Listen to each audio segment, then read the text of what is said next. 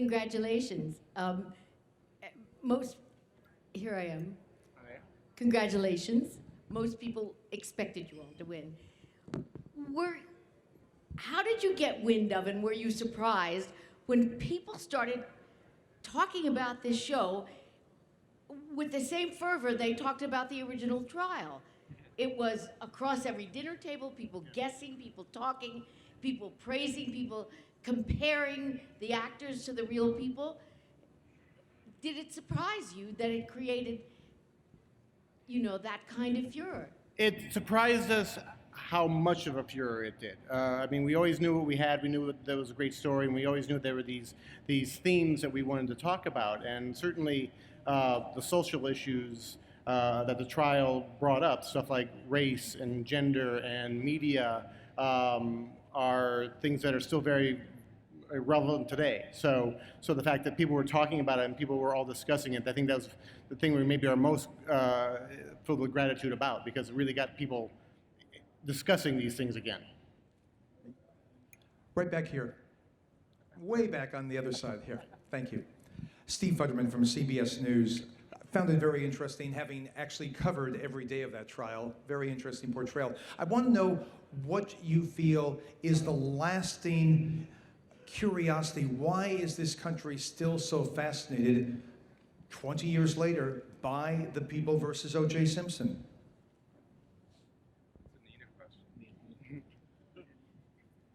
I think that the case touches on everything that America is obsessed about.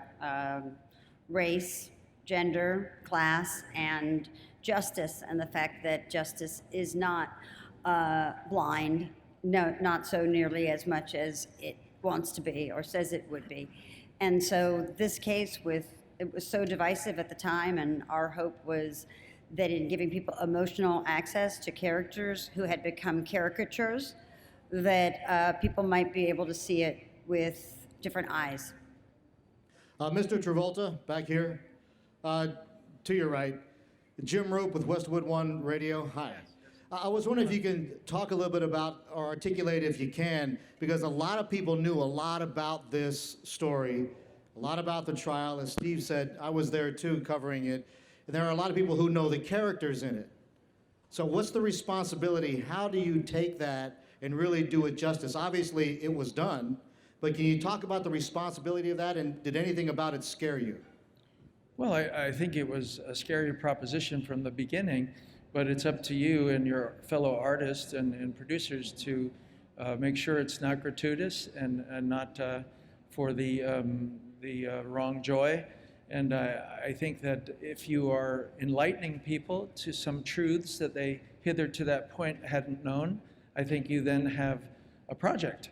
And I think that's what we did. You're welcome. Hi, John, down here in the front. Hi. Yes. Thank you, sorry. Sarah Paulson said that her opinion of Marcia Clark changed after playing the role. Did your opinion change after taking on this part? Of Mr. Shapiro? Yes. I felt like I knew what he was about in the beginning, and I just had such joy in portraying him, as you could see, that it entertained me equally as it entertained the audience. That I don't know if I found out any more, but maybe I did find out two things. He was much more family-oriented than I had realized, and that he was worried about the bigger picture at various times, and those were two points that I did not know. Yeah. Right back here, Tanya Hart, American Urban Radio Networks. I too was one of the reporters, way over here on this side. Okay. Hi. Congratulations on this. It was just tremendous. And I too covered the O.J. trial way back in the day. This particular trial was really kind of the beginning of reality television, as we have now come to know it. But more importantly, it did something for race relations in America, and mostly in Los Angeles. For those of you who've lived here for a while, what would you say? How did it change or not change race relations in Los Angeles and America? I think most of us were living here at the time. I mean, my memory of it is it made things more divisive. But what we were trying to do with the show was to show everyone's side. to sort of even the playing field so that everyone could understand everyone else's point of view. A lot of the personalities in the trial ended up being a bit two-dimensional on court TV every day. And by sort of showing them as human beings and sort of their passions, hopefully it didn't seem as black and white. John Giralta, if I could ask Angela Bishop here from Network 10 Australia. This is the kind of story that could be told as a feature film or on television. It speaks to the strengths of television at the moment, that it worked so well as a series in the great hands of Ryan Murphy. Why do you think television is in a particularly powerful place at the moment? I think your important artists are attracted to the freedom of expression that is, believe it or not, more liberal than movies are right now. You can have the First Amendment to the fullest on television, where you're limited at movies. And if you remember, movies attracted artists because of the freedom that they had, and now all that freedom is on television. And they want that firstly. Yeah.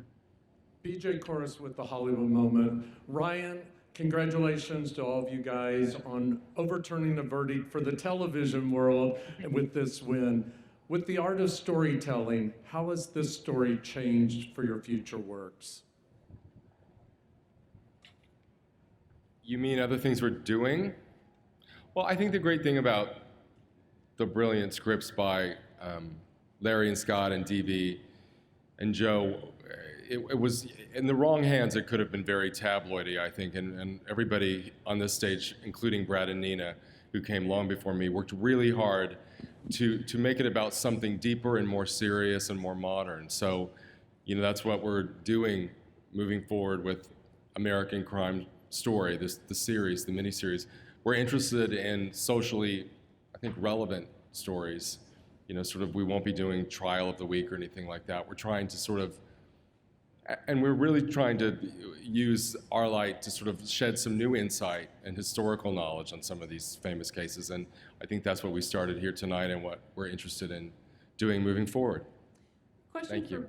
Question for Brad and Nina. This was, if I'm not mistaken, this was your first foray into television. Can you talk about the experience of having this go from 0 to 60 as it did? And whether, to Ryan's point about socially relevant, at the time that you started, I'm thinking that we didn't have the Black Lives Matter and that kind of conversation in the culture at the time you started, but you certainly did at the time it ended. Can you talk about that?